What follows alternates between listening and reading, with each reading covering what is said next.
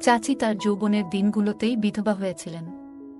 আমার বাবা মা তাকে আমাদের সঙ্গে থাকতে দিয়েছিলেন। একদিন আমি তাড়াহুড়ো করে গোসল করার জন্য তার বাথরুমে যাওয়ার সিদ্ধান্ত নিলাম। মনে হলো চাচি ঘুম থেকে উঠেই তার চুল ঠিক করছিলেন।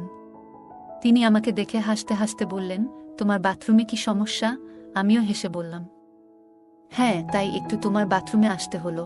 বাথরুমে ঢুকেই দেখলাম দরজার কড়া ভাঙা। আমি ভেতরে গিয়ে দরজা হালকা বন্ধ করে গোসল শুরু করলাম। গোসলের সময় চোখ পড়ল, চাচির কিছু পরনের কাপড় সেখানেই পড়ে আছে। হঠাৎ মনে পড়ল, চাচি তো আমাদের সবার জন্যই কত কষ্ট করে। গোসল শেষ করে বেরিয়ে দেখি চাচি সামনে বসে আছেন, পাতলা পোশাক পরে। তাকে সেদিন খুবই সুন্দর লাগছিল। আমার চাচি বয়স বেশি ছিল না, কিন্তু তার দেহ কিছুটা ভারী হয়ে গিয়েছিল, তাই তাকে আরও বেশি সুন্দর লাগছিল। যখন বাইরে যাচ্ছিলাম, তখন মনে হলো তিনি আমার নাম ধরে ডাকছেন। আমাকে তার কাছে বসিয়ে বললেন, তুমি আমাকে বন্ধু মনে করো, লজ্জার কিছু নেই। যদি তোমার কিছু প্রয়োজন হয় আমাকে জানাবে। তার কথা শুনে আমার মন যেন আনন্দ ভেসে উঠল। সেদিন রাতে আমি তার কথাগুলো মনে করতে লাগলাম। রাত 2টার সময় আমি তার রুমের দিকে পা বাড়ালাম। তাকে সেই নাইট ড্রেসে দেখে আমার মন পুরোপুরি মুগ্ধ হয়ে গেল। সে আসলেই অনেক সুন্দর ছিল। যখন আমি এসে পৌঁছালাম, চাচি বললেন, তোমার আসতে এত দেরি হলো? আমি অপেক্ষা করছিলাম তোমার জন্য। আমি মৃদু হেসে বললাম, হ্যাঁ, কিছুটা সময় লেগে গেল। চাচি বললেন, আমি জানি তুমি কি পছন্দ করো। তারপর তিনি দরজা বন্ধ করলেন এবং আমাকে বললেন, এসো, আমাদের একটু কথা বলার সময় হলো। আমরা বিছানায় বসে গল্প করতে লাগলাম। আমি বললাম, প্লিজ আলোটা একটু বন্ধ করে দাও। চাচি আমার কাঁধে হাত রেখে হেসে বললেন, নিশ্চয়ই। তিনি পাশের ড্রয়ার থেকে কিছু নিয়ে আসলেন এবং আমরা আরাম করে বসে গল্প করতে লাগলাম। তারপর গল্পগুলো ভালো লাগলে ভিডিওটি লাইক, শেয়ার এবং চ্যানেলটি সাবস্ক্রাইব করো প্লিজ। আমার নাম অজয়, আর আমি গ্রামের ছেলে। আমার বয়স 23 বছর, আর আমাদের বাড়ি একটা ছোট্ট গ্রামে, যেখানে আবহাওয়া সবসময় সুন্দর থাকে। গ্রামের মাটি, পরিষ্কার আকাশ আর সতেজ বাতাস সবকিছুর জন্যই আমাদের শহরে যাওয়ার তেমন প্রয়োজন পড়ে না। আমাদের অনেক জমিজমা আছে, সেগুলো আমরা দেখাশোনা করি। আমার বাবার একটাই ভাই ছিলেন, আর তিনি ছিলেন খুবই ভালো মানুষ। তিনি এমন একটি মেয়েকে বিয়ে করেছিলেন যার পোশাক আশাক এবং চলাফেরা ছিল খুবই আধুনিক। তার সৌন্দর্য ছিল মুগ্ধকর, এমনকি গ্রামের মেয়েরাও তাকে দেখে অনুপ্রাণিত হতো। চাচির সৌন্দর্য এবং ব্যক্তিত্বের জন্য সবাই তাকে পছন্দ করত। কিন্তু তার মধ্যে একটা অদ্ভুত শূন্যতা ছিল। সারাক্ষণ তিনি নিজের সৌন্দর্য নিয়ে ব্যস্ত থাকতেন এবং তার বিশ্বাস ছিল, যেহেতু ঈশ্বর তাকে এমন সৌন্দর্য দিয়েছেন, তা লুকিয়ে রাখার কোনো মানে নেই। তাই এই সৌন্দর্যে আমিও অনেক মুগ্ধ হয়ে যাই। আমি তাকে মনে মনে অনেক ভালোবাসতে থাকি। এই সৌন্দর্য দেখেই গ্রামের অনেক মেয়েও তার মতো সাজগোজ করার চেষ্টা করত। আমি চাচির সাথে গল্প করতাম, মাঝে মাঝে চাচি বিয়ের কথাও আলোচনা করতাম। যখন আমার চাচার বিয়ে হয়, তখন বিয়ের রাতে সবকিছু ঠিকঠাক করার জন্য আমি নিজে তদারকি করেছিলাম। চাচি ছিলেন আনন্দে ভরা। তবে বিয়ের 1 বছর পর ভাগ্য যেন অন্য কিছু লিখে রেখেছিল। চাচা হঠাৎ করেই আমাদের ছেড়ে চলে গেলেন, আর সেই ক্ষতি চাচির মনে গভীর শূন্যতা সৃষ্টি করল। চাচি দুঃখে ভেঙে পড়লেন, কারণ চাচার চলে যাওয়ার পর থেকে তার জীবনে কেউ রইল না। চাচির পরিবারেও তেমন কেউ ছিল না যে তাদের কাছে যাবে। আমরা সবাই মিলে সিদ্ধান্ত নিলাম যে চাচি আমাদের সাথেই থাকবেন। এজন্য আমাদের বাড়ির উপরের অংশ পরিষ্কার করে তার জন্য তৈরি করে দিলাম। আমরা সবাই মিলে চাচির পাশে থাকার চেষ্টা করলাম, যাতে তার মনে একটু হলেও শান্তি আসে। আমার চাচি আমাদের বাড়িতে থাকতে শুরু করলেন এবং আমি নিশ্চিত করলাম তার আরামায়েশে যেন কোনো সমস্যা না হয়। আমি তার জামাকাপড় এবং অন্যান্য জিনিসপত্র গুছিয়ে দিলাম, যাতে তিনি সহজেই আমাদের সাথে থাকতে পারেন। চাচি নিজেও আমাদের সাথে থাকতে চেয়েছিলেন, কারণ আমাদের বাড়িতে থাকা তার জন্য সহজ ও স্বস্তিদায়ক ছিল। কারণ আমাদের বাড়িতে তেমন কেউ ছিল না, তার মায়ের বাড়ির অবস্থা তেমন ভালো ছিল না, তাই চাচি এখানে এসে থাকতে পেরে বেশ খুশি হলেন। এখন তিনি আমাদের বাড়ির উপরের ঘরে থাকেন, আর আমি সবসময় চেষ্টা করি তাকে হাসি খুশি রাখতে। চাচি মুখে ধীরে ধীরে হাসি ফিরতে লাগলো, আর আমি ভাবতাম তার স্বামীর অনুপস্থিতিতে কিভাবে তিনি নিজেকে সামলে নিচ্ছেন। একা থাকা যে কতটা কঠিন তা আমার ভালোই জানা ছিল। তাই আমি সর্বদা চাচির মন ভালো রাখার চেষ্টা করতাম। একদিন আমি যখন গোসলের জন্য প্রস্তুতি নিচ্ছিলাম, হঠাৎ দেখি পানি ফুরিয়ে গেছে। আমাকে কাজে বেরোতে হবে আর গোসল করাটা খুবই জরুরি ছিল।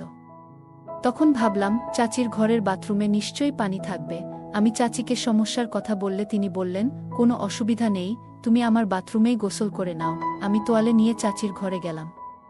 চাচি বাথরুমের কড়া ভাঙা পেয়েছি, তাই আমি তাড়াতাড়ি দরজা বন্ধ করে গোসল করতে শুরু করলাম।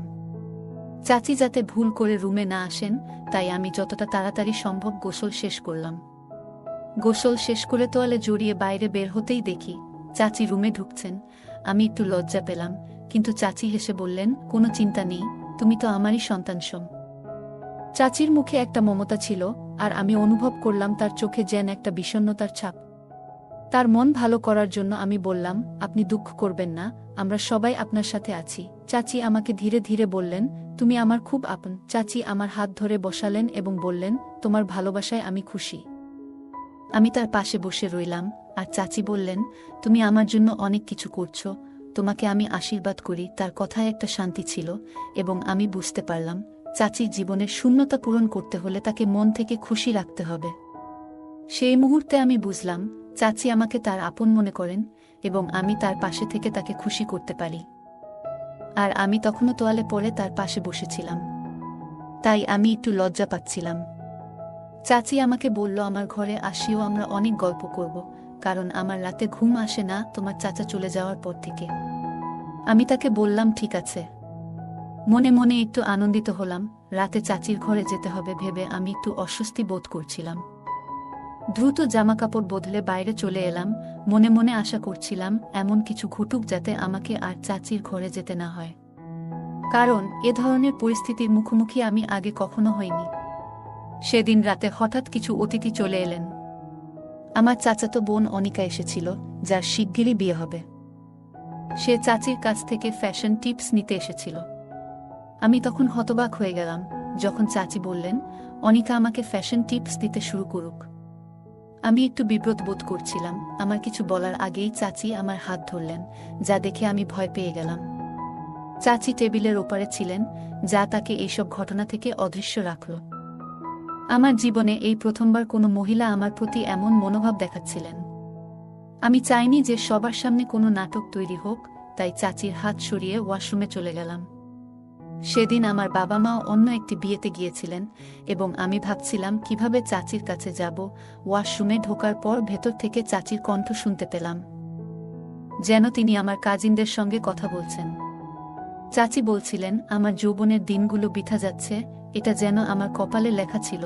আমার কাজিন চাচিকে বলছে, তুমি তোমার জীবনের পথে এগিয়ে যাও, সারা পৃথিবী পড়ে আছে, ভালো কোনো জীবনসঙ্গী পেলে জীবনে সুখ পাবে। এই কথাগুলো শুনে আমি চিন্তিত হয়ে পড়লাম।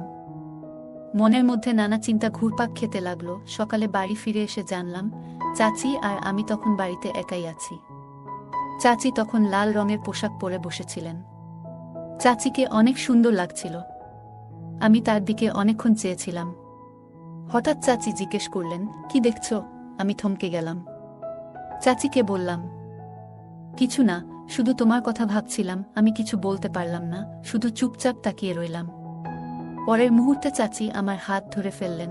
আমার মুখে ঘাম পড়তে লাগল। আমি জানতাম না তিনি এখন কি করতে চান। আমি ভয়ে বললাম, চাচি প্লিজ এমন কিছু করবেন না, আমি তোমার থেকে অনেক ছোট, আর এখন তো চাচাও আমাদের সাথে নেই। চাচি মাঝে মাঝে আমার নাম ধরে ডাকলে মনে হয় ভালো লাগে। তার নাম প্রীতি। চাচি মুখে একটা মিষ্টি হাসি ফুটে উঠল, যা দেখে আমি অবাক হয়ে গেলাম। আমি জানি না সে কেন এমন আচরণ করছিল। কিছুক্ষণ পর সে তার ঘরে ফিরে গেল, কিন্তু সেদিন আমি খুব খুশি ছিলাম। মনে হচ্ছিল আমাদের মধ্যে একটা বিশেষ বন্ধন তৈরি হয়েছে।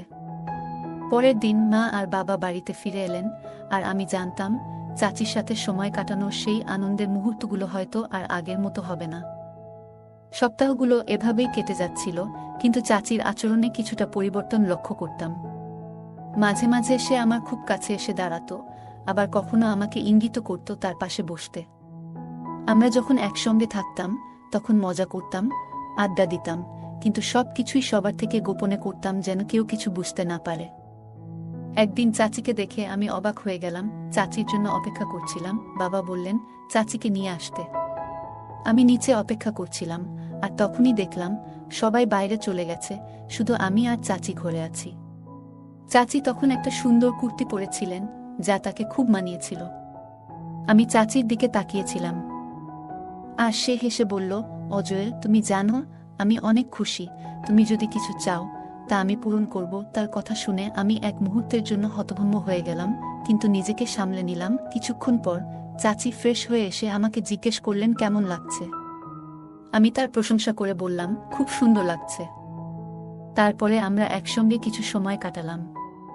এই মুহূর্তগুলো আমার মনে থেকে যাচ্ছিল, যেন আমি সব সময় তাকে পাশে রাখতে চাই। একদিন আমার চাচাতো বোন আমাকে বলল যে তার স্বামী গাড়ি চালাতে জানে না, তাই আমাকে তাদের সাথে যেতে হবে। মা তখনই আপত্তি জানালেন, অজয় কেন যাবে? আমি এসে মাকে বললাম, চাচি আর আমি যাব।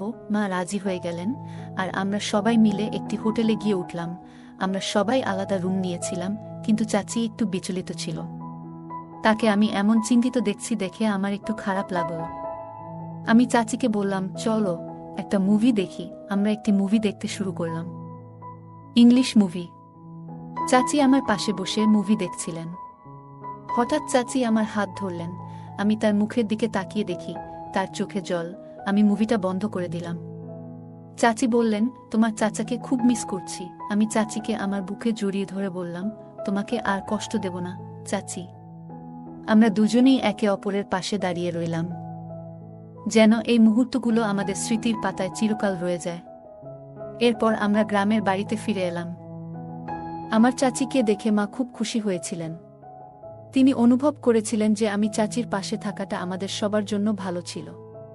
এভাবেই দিনগুলো কাটতে লাগলো, আর আমার মুখেও খুশির আভা ফুটে উঠল। বন্ধুরা মাঝে মাঝে আমাকে নিয়ে মজা করত, কিন্তু আমি কখনো তাদের বলিনি কেন আমি এত খুশি। আসলে আমার আনন্দের আসল কারণ ছিল চাচির পাশে থাকা। মা মাঝে মাঝে চিন্তা করতেন কেন চাচি বিয়ে করছেন না। তিনি ভাবতেন আর কতদিন চাচি একা থাকবেন। তবে আমি ও মা সিদ্ধান্ত নিয়েছিলাম চাচিকে কোনো কিছুতে জোর করব না, কারণ তার জীবনের সিদ্ধান্ত তাকেই নিতে হবে। চাচি তার জীবন নিজের মতো করে কাটাতে শুরু করলেন, কিন্তু তিনি মাঝে মাঝে চিন্তিত হতেন আমি কতদিন তার সাথে থাকব। চাচি জানতেন একদিন না একদিন আমি বিয়ে করব, এবং সেটা ভেবেই মাঝে মাঝে তিনি একটু মন খারাপ করতেন। আমি তাকে বলতাম, চাচি আমি কখনো বিয়ে করব না, কিন্তু চাচি আমাকে বোঝাতেন, তুমি তোমার জীবন উপভোগ কর, আমি চাই না তুমি আমার মতো একা থেকে যাও। চাচি নিজেই আমার জন্য একটা মেয়ে খুঁজে বের করেছিলেন, আমাকে বিয়ে দিবে বলে। আমাকে এক প্রকার জোর করে বিয়ে দিল। চাচি চায়নি যে আমি তার মতো একা থাকি, কিন্তু আমি চাচিকেই মন থেকে চেয়েছিলাম। চাচিও আমাকে ভালোবাসে। বাড়ির লোক মেনে নিবে না জন্যে সে কাউকে কিছু জানায়নি। বিয়ের রাত এলে আমি প্রথমে চাচির কাছে গেলাম। আমাকে দেখে চাচি বললেন, তুমি এখানে কেন? কিন্তু আমি তাকে কিছু বলার সুযোগ দিলাম না। কিছুক্ষণ পর আমি আমার রুমে এলাম। আমার স্ত্রীও খুব সুন্দরী, কিন্তু তার মধ্যে চাচির মতো মায়া ছিল না। আমি এখনো চাচির সাথে সময় কাটাতে ভালোবাসতাম, এবং চাচি আমার খেয়াল রাখতেন। আমার স্ত্রীও চাচির প্রতি খুব যত্নবান ছিলেন। মাঝে মাঝে স্ত্রী তার বাবা মায়ের বাড়িতে যেতেন, আর আমি তখন চাচির কাছে সময় কাটাতাম। আজও চাচি আগের মতোই সুন্দরী, আর তার সাথে সময় কাটিয়ে আমি শান্তি পেতাম। সেই শান্তি অন্য কোথাও খুঁজে পাইনি। কিন্তু একদিন আমার স্ত্রী আমাকে চাচির সাথে এমন অবস্থায় দেখে ফেললেন যা তাকে হতবাক করে দিল। তিনি রাগে আমার কাছ থেকে ডিভোর্স চাইলেন। আমি অনেক চেষ্টা করলাম তাকে বোঝাতে, বললাম ভবিষ্যতে এমন কিছু হবে না, কিন্তু স্ত্রী আমার কথা বিশ্বাস করতে পারলেন না। তিনি বললেন, জানি না কতদিন ধরে তুমি আর চাচি আমার পেছনে গোপনে এসব করেছ। শেষে সে আমাকে ছেড়ে চলে গেলেন। আমার বাবা মাও বিষয়টি জানলেন এবং খুব রেগে গেলেন।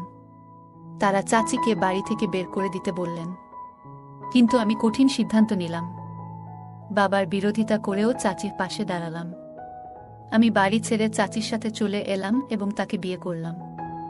যদিও চাচি বিধবা ছিলেন, তারও নিজের মতো জীবন কাটানোর অধিকার ছিল। আমি চাচিকে আমার স্ত্রী হিসেবে মেনে নিয়েছিলাম। বন্ধুরা, আমি জানি না চাচিকে বিয়ে করে আমি সঠিক কাজ করেছি কিনা, নাকি তাকে একা রেখে যাওয়া উচিত ছিল। আপনি কি মনে করেন? আপনার মতামত কমেন্টে জানাবেন। গল্পটা কেমন লাগলো জানাতে ভুলবে না। আরও মজার মজার রোমান্টিক গল্প শুনতে চাইলে ভিডিওটি লাইক, শেয়ার এবং চ্যানেলটি সাবস্ক্রাইব করতে এবং বেল আইকনটি ক্লিক করতে ভুলবে না। ধন্যবাদ।